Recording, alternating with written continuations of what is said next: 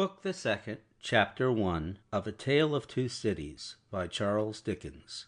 The Golden Thread. 5 years later. Tellson's Bank by Temple Bar was an old-fashioned place, even in the year 1780.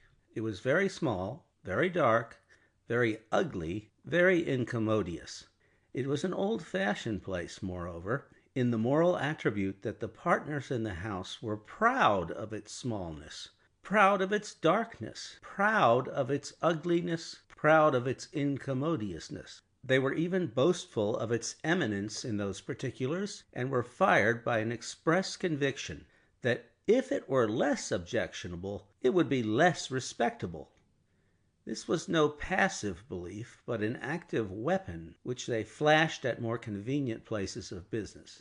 Tellson's, they said, wanted no elbow room. Tellson's wanted no light. Tellson's wanted no embellishment. Noakes and Company's might, or Snooks Brothers might, but Tellson's, thank heaven! Any one of these partners would have disinherited his son on the question of rebuilding Tellson's. In this respect, the house was much on a par with the country, which did very often disinherit its sons for suggesting improvements in laws and customs that had long been highly objectionable, but were only the more respectable. Thus it had come to pass that Tellson's was the triumphant perfection of inconvenience. After bursting open a door of idiotic obstinacy with a weak rattle in its throat, you fell into Tellson's down 2 steps and came to your senses in a miserable little shop with 2 little counters where the oldest of men made your check shake as if the wind rustled it, while they examined the signature by the dingiest of windows, which were always under a shower bath of mud from Fleet Street, and which were made the dingier by their own iron bars proper and the heavy shadow of Temple Bar. If your business necessitated your seeing the house, you were put into a species of condemned hold at the back, where you meditated on a misspent life, until the house came with its hands in its pockets, and you could hardly blink at it in the dismal twilight. Your money came out of, or went into, wormy old wooden drawers, particles of which flew up your nose and down your throat when they were opened and shut. Your banknotes had a musty odor, as if they were fast decomposing into rags again. Your plate was stowed away among the neighboring cesspools, and evil communications corrupted its good polish in a day or two. Your deeds got into extemporized strong rooms made of kitchens and sculleries, and fretted all the fat out of their parchments into the banking-house air. Your lighter boxes of family papers went upstairs into a Barmecide room that always had a great dining table in it and never had a dinner, and where, even in the year 1780, the first letters written to you by your old love or by your little children were but newly released from the horror of being ogled through the windows by the heads exposed on Temple Bar with an insensate brutality and ferocity worthy of Abyssinia or Ashanti. But indeed, at that time, putting to death was a recipe much in vogue with all trades and professions, and not least of all with Tellson's. Death is nature's remedy for all things, and why not legislation's? Accordingly, the forger was put to death, the utterer of a bad note was put to death, the unlawful opener of a letter was put to death, the purloiner of 40 shillings and 6pence was put to death. The holder of a horse at Tellson's door who made off with it was put to death. The coiner of a bad shilling was put to death. The sounders of 3/4 of the notes in the whole gamut of crime were put to death. Not that it did the least good in the way of prevention. It might almost have been worth remarking that the fact was exactly the reverse. But it cleared off, as to this world, the trouble of each particular case, and left nothing else connected with it to be looked after.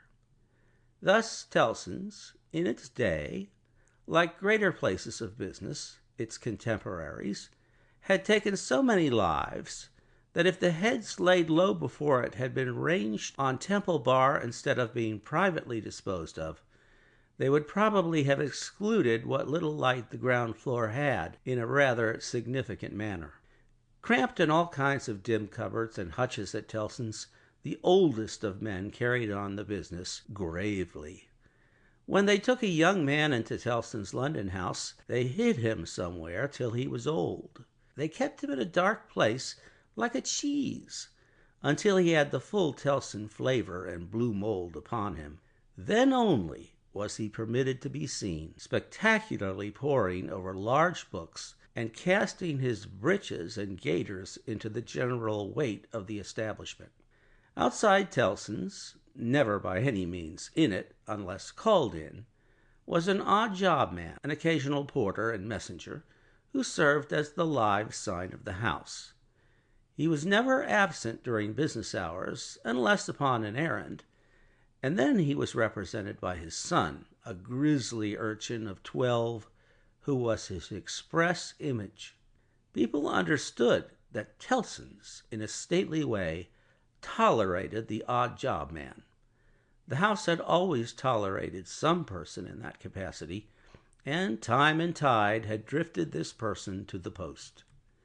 His surname was Cruncher, and on the youthful occasion of his renouncing by proxy the works of darkness in the easterly parish church of Houndsditch, he had received the added appellation of Jerry. The scene was Mr. Cruncher's private lodging in Hanging Sword Alley, Whitefriars. The time, 7:30 of the clock on a windy March morning, Anno Domini 1780. Mr. Cruncher himself always spoke of the year of our Lord as Anna Dominos, apparently under the impression that the Christian era dated from the invention of a popular game by a lady who had bestowed her name upon it.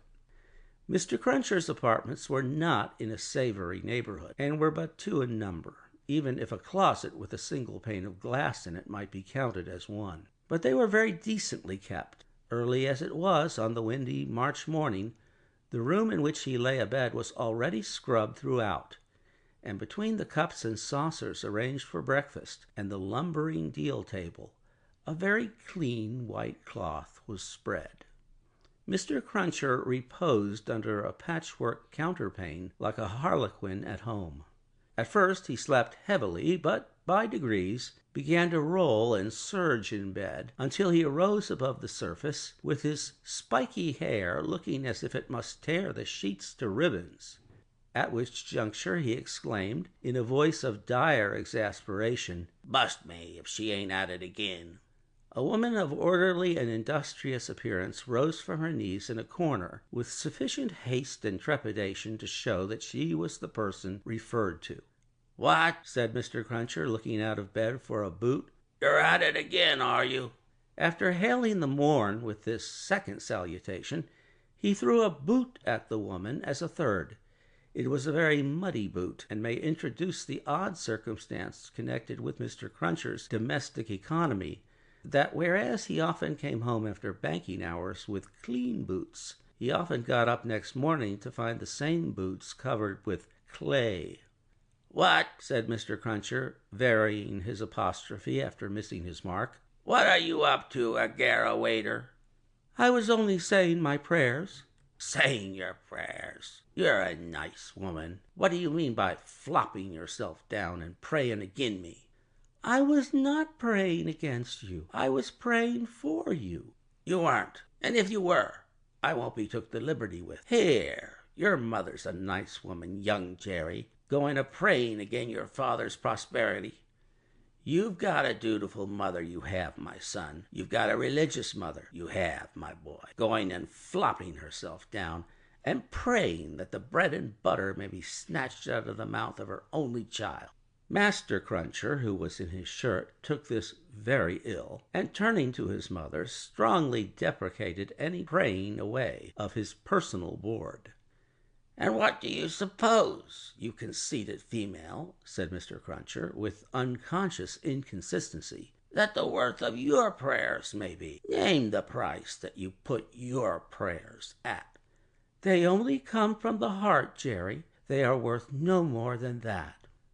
"Worth no more than that," repeated Mr. Cruncher. "They ain't worth much, then. Whether or no, I won't be prayed again, I tell you. I can't afford it. I'm not a-going to be made unlucky by your sneaking. If you must go flopping yourself down, flop in favor of your husband and child, and not in opposition to 'em. If I had any but an unnatural wife, and this poor boy had any but an unnatural mother, I might have made some money last week instead of being counterprayed and counterminded and religiously circumvented into the worst of luck." "Bust me," said Mr. Cruncher, who all this time had been putting on his clothes, "if I ain't, what with piety and one blowed thing and another, been choused this last week into as bad luck as ever a poor devil of an honest tradesman met with.